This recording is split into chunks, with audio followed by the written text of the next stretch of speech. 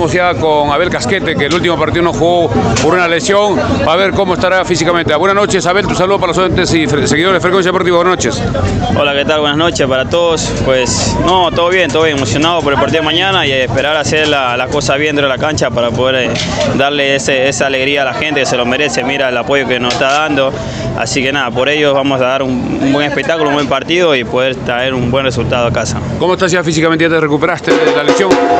Sí, gracias a Dios ya estoy bien, así que nada, espero mañana nomás mi oportunidad, que el profe me tenga en cuenta y poder hacer bien las cosas dentro de la cancha. ¿Cómo ves al rival, que será un rival complicado ya que también necesita puntos? No, la verdad que igual, sea como sea, es un rival de jerarquía.